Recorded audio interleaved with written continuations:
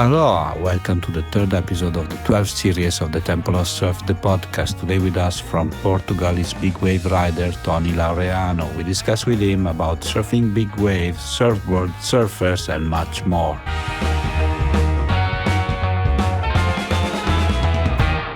Welcome, Tony. Welcome to the... Thank you. Where are you today? I'm in Nazare right now. Yeah.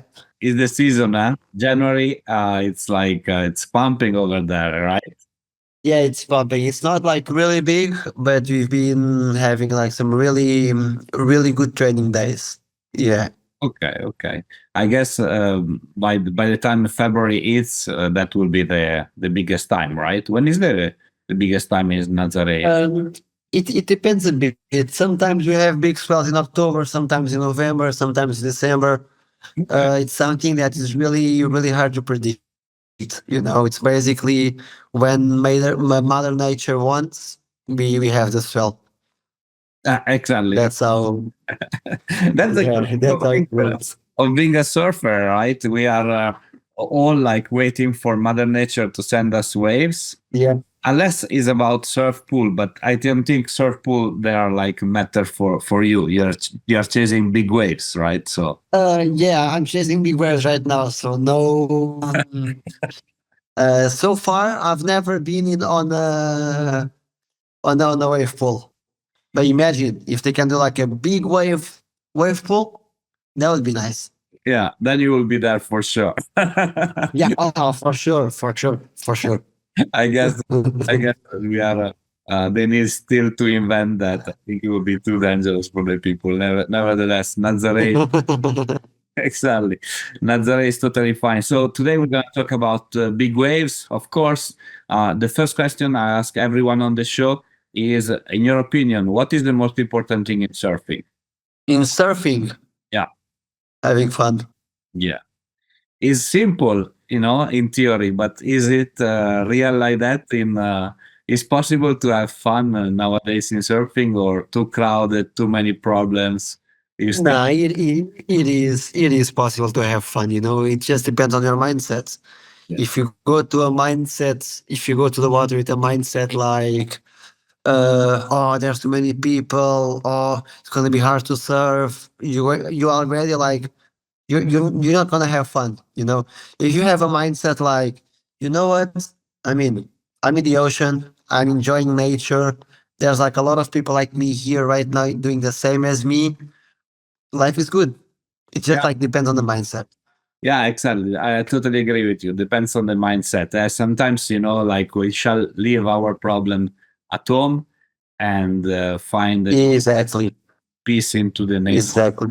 Yeah, of course. And for you, in your case, because surfing big wave, if your mind is somewhere else, can be super dangerous, isn't it?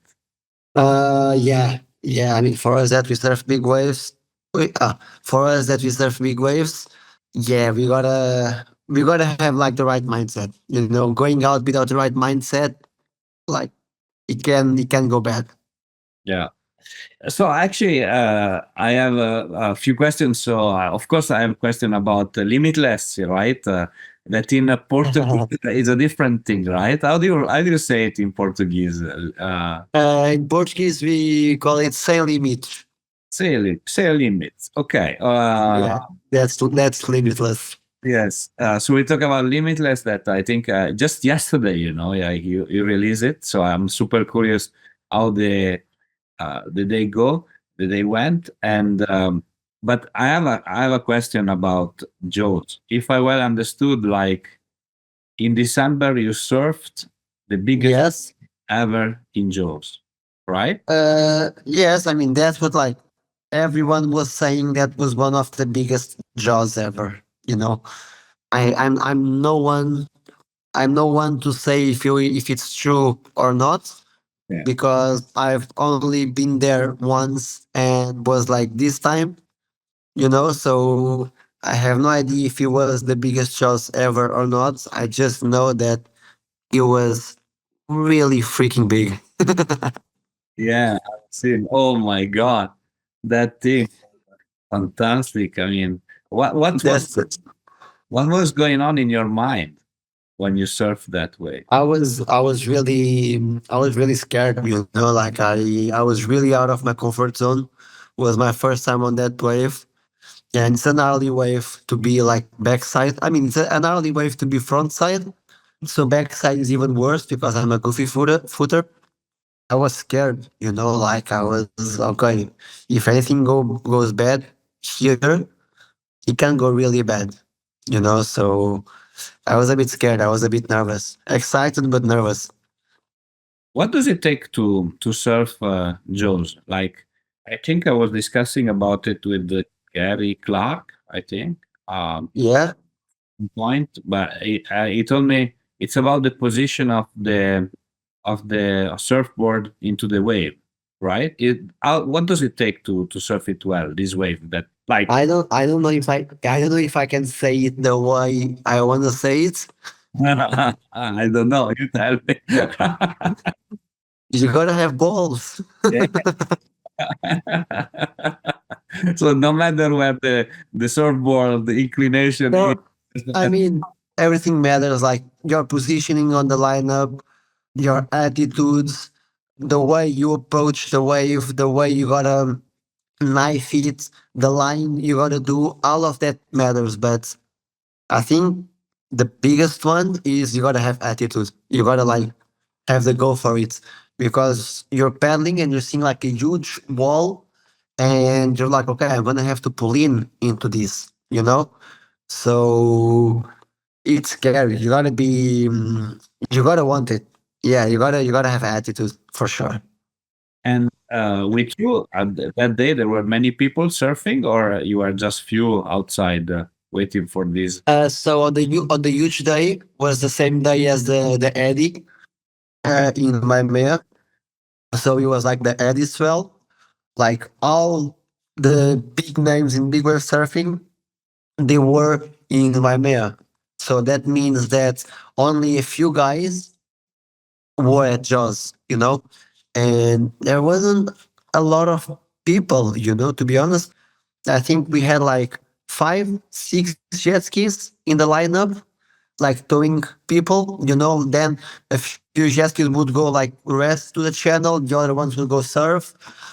But I think we never had more than 10 jet skis in the lineup at the same time towing, you know? But that actually it's a great thing for you that was the Andy going on It was amazing. I three mean, three waves. of course, I would of course I would prefer to be in the Eddy because that's like one of the biggest events in the world of big wave surfing. But I mean, I had the opportunity to surf Jaws with barely no one out, and that's amazing. Yeah. I guess this will be very difficult to happen again with these kind of waves. At least it's like. Yeah, for sure, for sure, for sure. It will be really difficult to have like another day like that. But at the same time, this I don't know. I just express my humble opinion, but you should be invited to next year Eddie for sure. No, it should be your free ticket to the next Eddie. Yeah. I mean, I would love to. Not gonna lie, I would love to, but not yet. I would say, you know, like I'm 22 years old. I'm young. There's like younger guys than me competing on the Eddie, but they're like local guys from the North Shore. You know, like Jake Mackey is like 20 years old, but he's like a local guy from the North Shore. You know, like I'm in the North Shore. It was my first time there, and I didn't even surf Waimea. You know, I just surfed like the other reefs and Jaws. I didn't even surf Waimea. You know, so if you want to be invited to the Eddy, you gotta build your name in the North Shore and in Waimea. Okay. So that's how I think that's how it works. Or you have a really, really, really good paddle performance during the winter, and people see that and they put you as an alternate, and then you go to Hawaii and maybe you can be in, maybe you can't, but that's how it works. Okay, but let's say that this year you started well, and then we will see next year. I will. Yeah, I mean, if for some reason I'm invited as an alternate, I would spend the season in Hawaii for sure. I'm going to spend like 3 months in Hawaii if I have to. Yeah, definitely. It's like a legendary. It's a legendary event, but it's much more than that. It is. It is. Being there, it's well, I don't know. It's a dream for me that I don't surf at all big waves, but for you, I'm sure it's gonna be fantastic. So I Yeah. Yeah. we cross fingers with positive energy, and let's see what happens. Yeah, we cross fingers like that. Mhm. So shifting from Jaws to Limitless, yesterday was the premiere of the film in Portugal. How did it go? Yes, sir. I mean, Yeah. it wasn't the premiere. It was like one more screening. We already had like 3 screenings, but yesterday like four screenings. Um, and it went really good. You know, like we almost full house. On the other ones we had before, we had like literally full house. And it's going really good. You know, like Limitless is a project together with above creators, Luis Coelho, a really close friend of mine. And the first video we ever did was 3 years ago, called Trust Your Vision. It was all about action. It was the season of 21, 22. That I got like, I had a really good season and I got like some really good bombs and they were good performance. And then the two winters after that season, I got injured. You know, like the first winter after that one, I got injured on my shoulder and on my knee.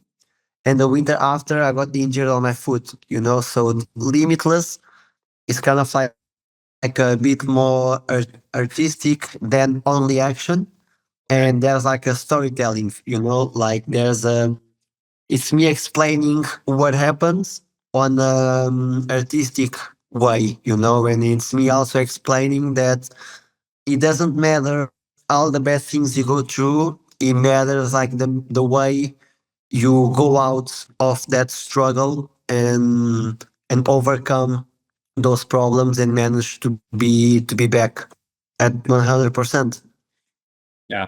I guess you are inspiring people, right? Maybe not to surf big waves, but each one of us has difficulties around the road. Yes, that's the goal.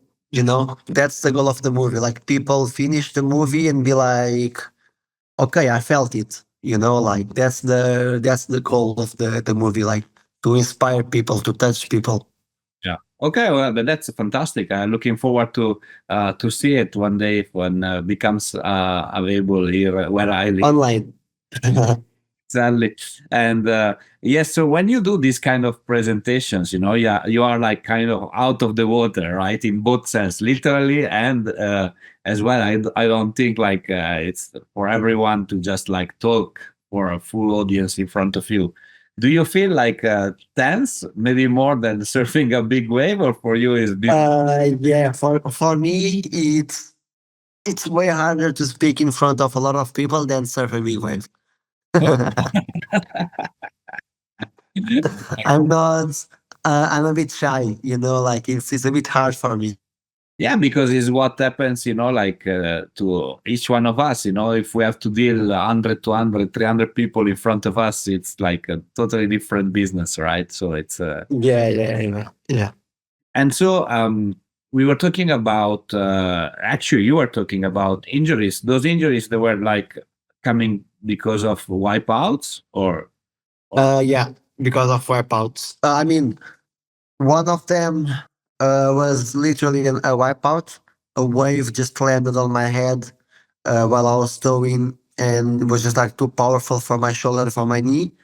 And the second one, during the Nazare towing challenge, I lost the jet ski trying to save Maya Gabeira, and I lost the ski, and I did like a really bad twist on my foot, and then I couldn't surf in the contest anymore. So yeah, it was because of weapons. and that was that the case when Maya had that terrible incident where she almost drowned It was No. That accident was 2012.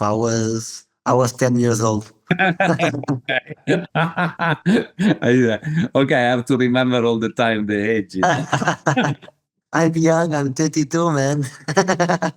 Good, nevertheless is good. So it was another accident for Maya, poor Maya. Anyway, but glad that you were able to rescue her. And so every time that you go into the wipeout, when you're under the water, I know that is kind of very, I don't know, like maybe everybody's asking you this question, but nevertheless, I'm curious.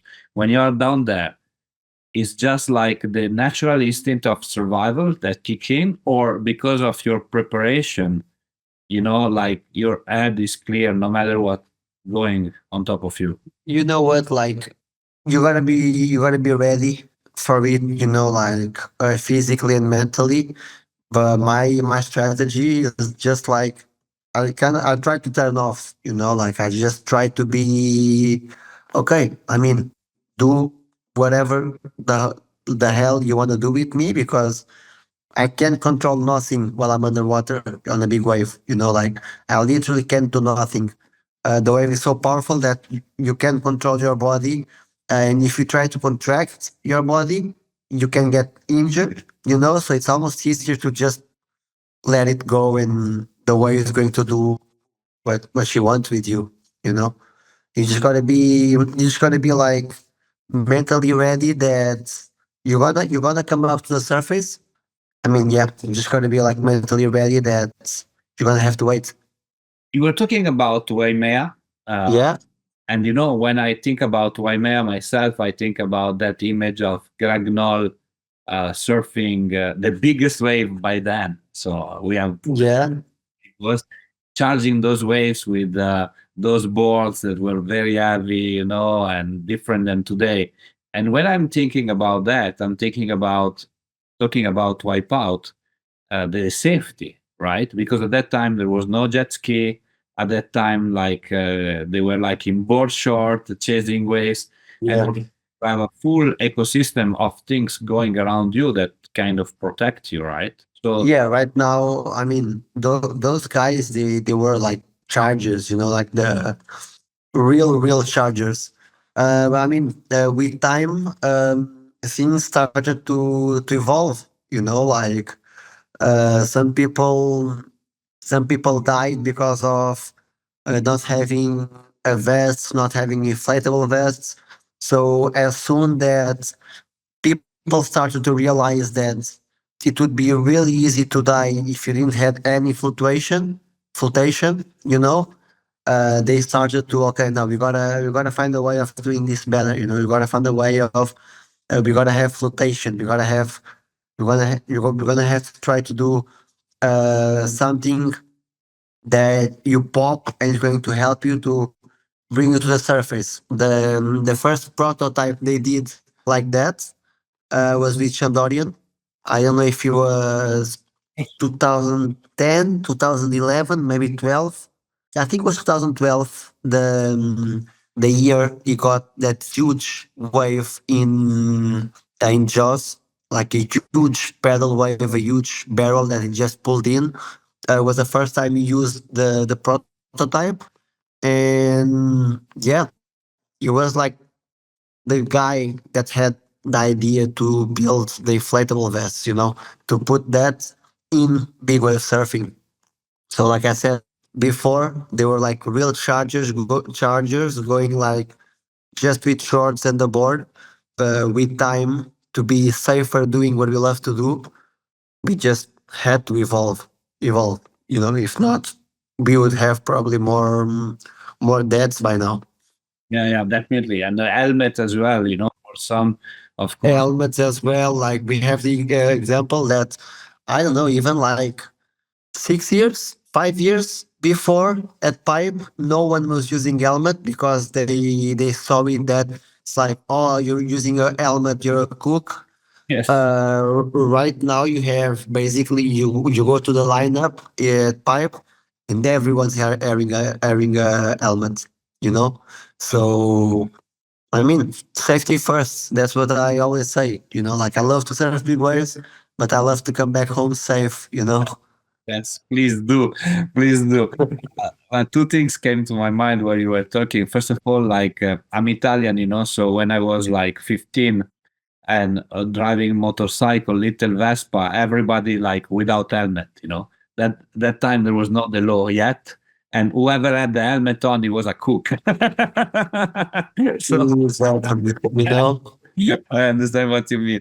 And though, anyway, security first in everything, of course. And the other thing that I was thinking is like when, since you talk about balls, those guys that giant balls, but also, I talk a lot about surfboard innovation and stuff like that. But Yeah. big waves, the best thing was like the jet ski, right? That the Yeah. because waves like I don't know Nazare or Mavericks would not be possible to. No, to surf without jet ski. I mean, when they first started to surf Mavericks, there was no jet skis. You know, they were just like paddling through the beach and just go out there and try to surf on big days. But like the jet ski, of course, it came like to be like a huge help in big wave surfing. You know, because I mean, having a jet ski right now, you are way safer than if you're just paddling. You know, like the jet ski can take you out of some really tricky situations. Yeah, plus by the way, you arrive to the lineup that you're not tired, so you can concentrate just in taking the wave, right? Exactly, more that, you know, like you arrive to the lineup, ready to surf, not like tired from all the paddling you had to do. No, definitely. And let's talk about your surfboards. What are your Right? hype to like big wave surfing? It depends. I have a few big wave boards, you know. I have toe boards that go between, I don't know, 4 kilos until 11. Okay. You know, I have like 1 4 kilos, 1 5 kilos, 1 6 kilos, 1 7, 1 9, 1 11. And then in terms of guns, it's basically the same. You know, like in terms of guns, I have 7 2, 8 6, 9 4, 9 6, 10 0, 10 2, 10 8. I have a lot of words. Yeah, sure, sure. The huge quiver. And who's shaping the boards for you? So for me, Poland Surfboards is a place I do my boards, but the design they came from my dad.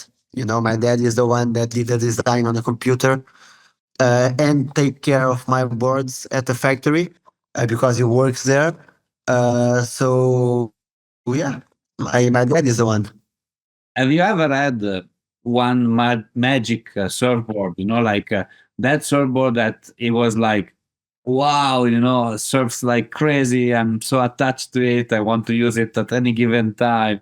Do you have I that? mean, to be honest, like most of the boards I have right now, they're kind of magic for all kind of conditions, for different kinds of conditions. You know, like I have one board that for this condition is perfect.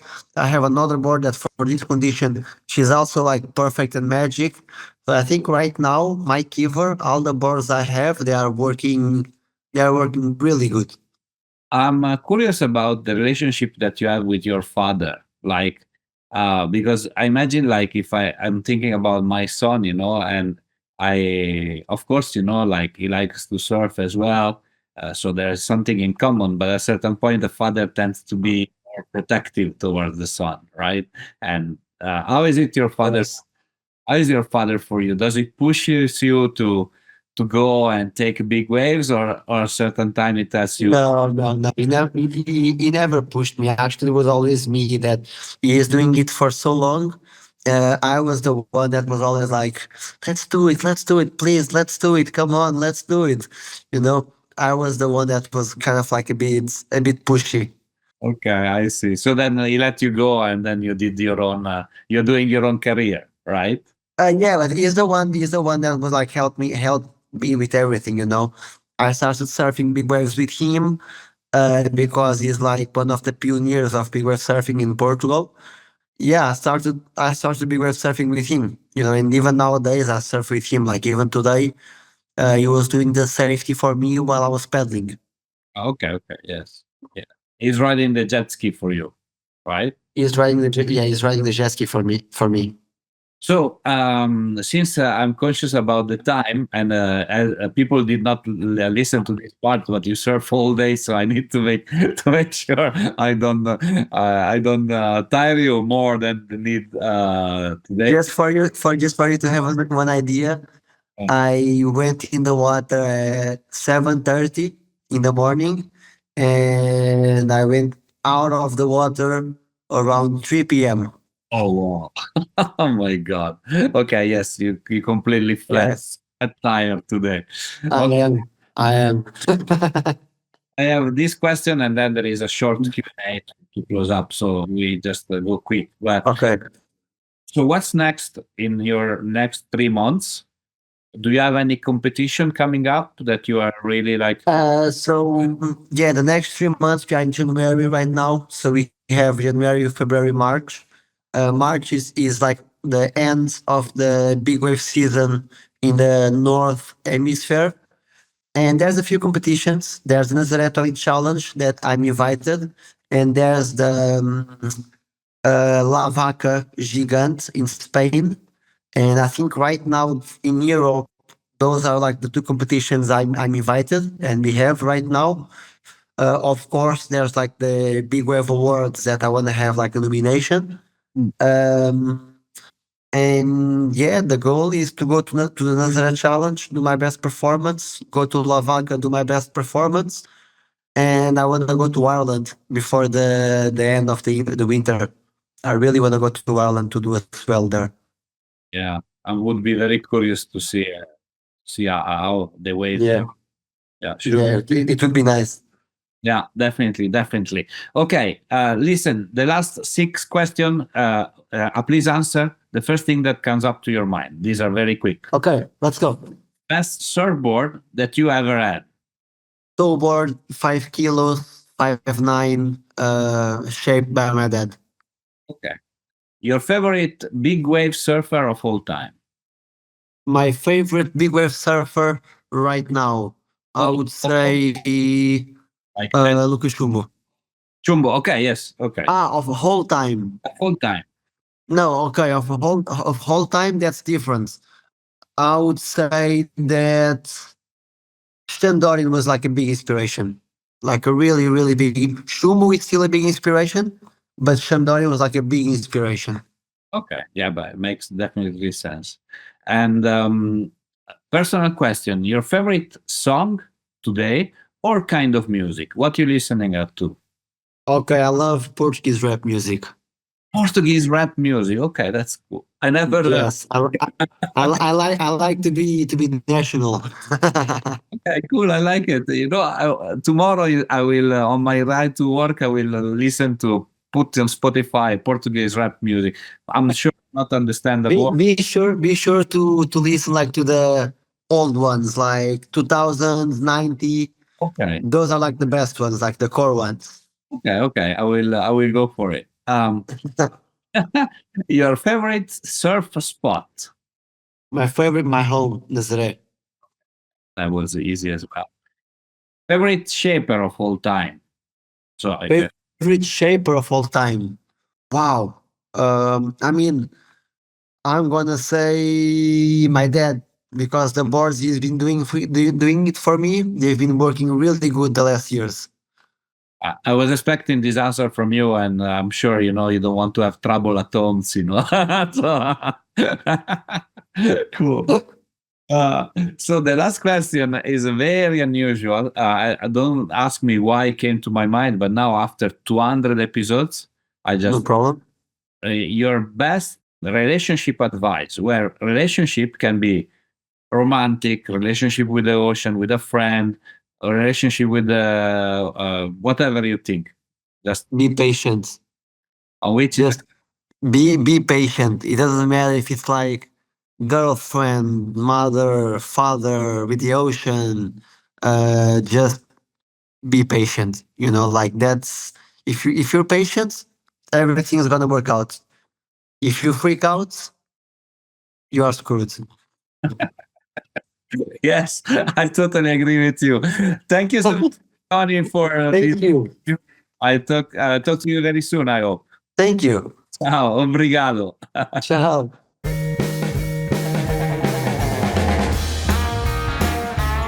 Hi, it's me again. I hope you enjoyed our today's episode. If you want to know more about us, please follow www.thetempleofsurf.com and all our social media. Mahalo!